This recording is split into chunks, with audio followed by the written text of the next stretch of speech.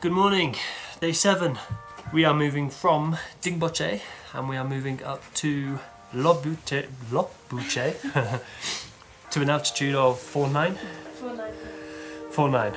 So 4.4 to 4.9, quite a long way, about 5 hours hike. I slept quite well last night. Sometimes a little bit cold, sometimes a little bit hot, but overall not too bad, so I've probably got like a solid 6-7 hours inside me.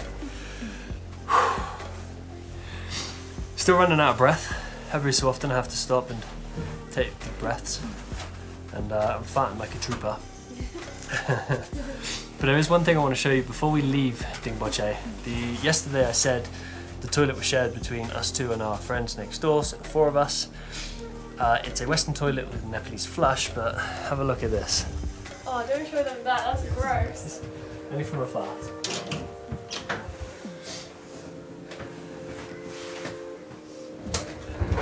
I can't do it. It's a fragrance. We ran out of water because we didn't. Every time we tried to flush, it wasn't work so well. So if you come here and you see a Nepalese flush, which is a bucket in a load of water, don't do 3 or 4 just because it's not working. Just do 1 and deal with the consequences. Otherwise, it's a lot worse. Trust me, this is first-hand experience, highly recommended, 1 bucket per go. So far, the day looks quite sunny. Let me walk you out.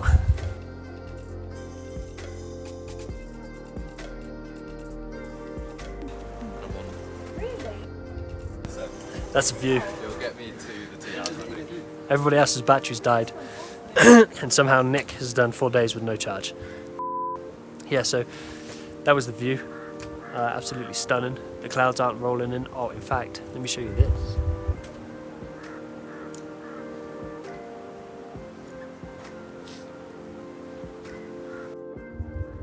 That's the view.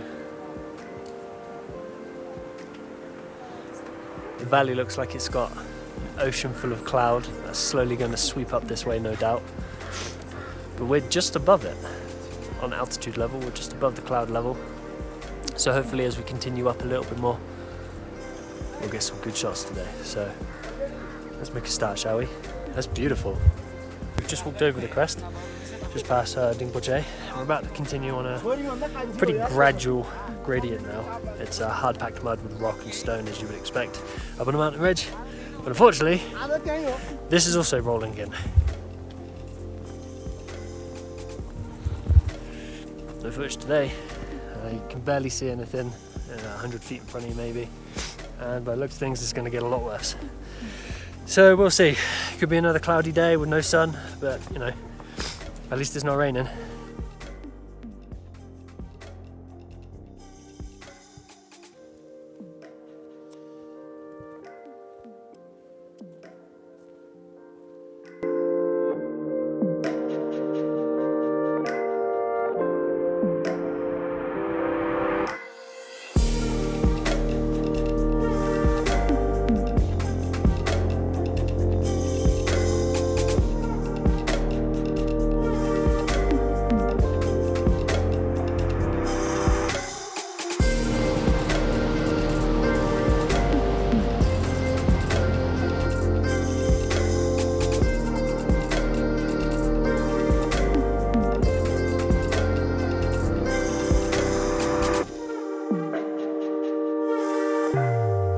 As we came down the mountain and we crossed the rickety bridge, we followed the trail down with packed mugs, with packed mud and large rocks, and we take it up into lunch, which is just over that way.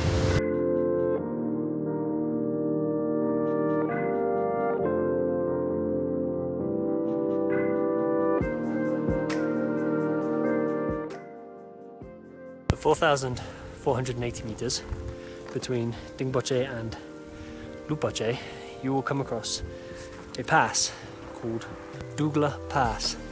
It is a memorial for those that have lost their lives whilst summiting Everest, or a memorial for the locals that have lost their lives in the earthquakes that weren't too long ago.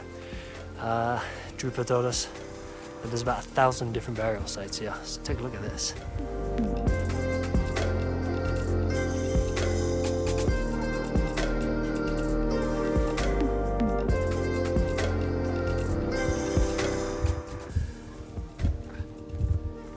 So when you get up here, have a little look around, have a look at the shrines, and pay some respects, I suppose.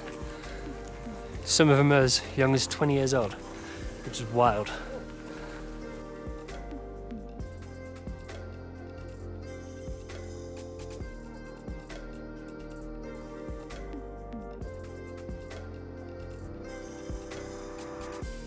Now, as you can see, the lighting is not very good. That's because I'm working with a tiny little light bulb up here above me.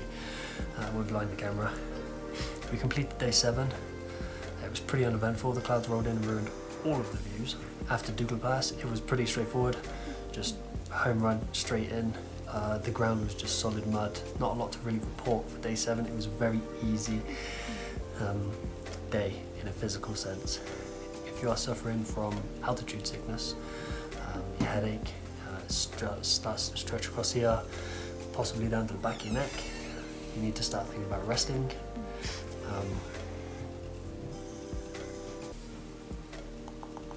But yeah, we got to Lobouche probably around 2 o'clock in the afternoon. I tried to capture footage coming into Lobouche because it's quite a small village, and the battery died like that on the GoPro. I've gone through 4 batteries in about 3 days or so, maybe 4 days, because the cold is just sapping everything.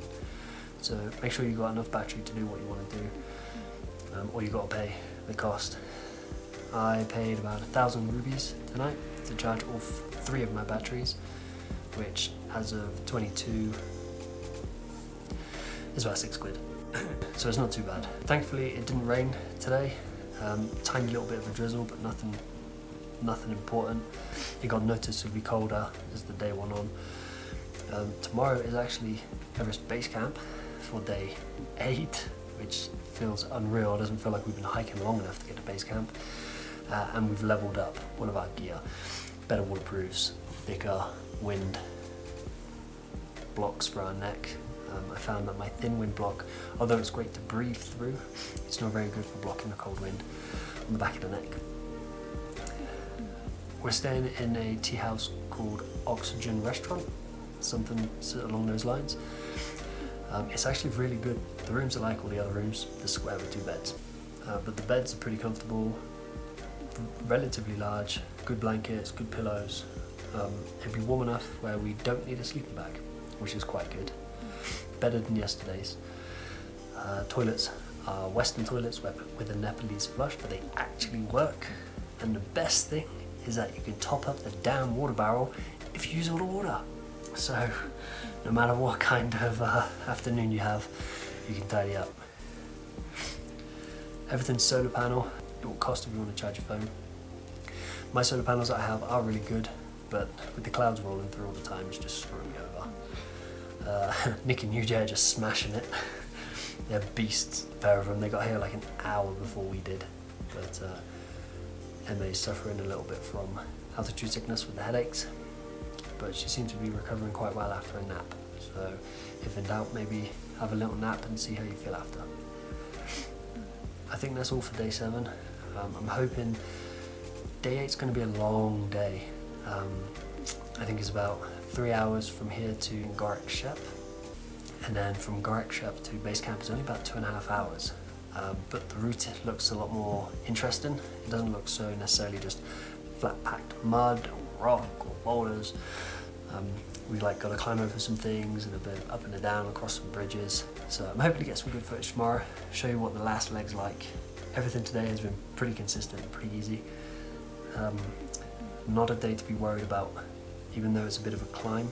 We're not too sure if Lobouche is 4.9 or 5.0. So there's a sign as you enter that says 5.0, and that's what I was trying to capture before the battery died. 5030, yeah, I wanted to show it. And everything else says 4.9, so I'm going to pretend it says 5, so then we can cap the 5k mark, 5,000 meters above sea level. I'm doing alright, thankfully. The other two are beasts, they're doing alright. MA was the only one to suffer, and thankfully it's only headaches. So, And a bit of water. and a little bit of nausea, yeah, but the garlic soup, also called mountain medicine, fixed it right up. It should be an okay night to sleep.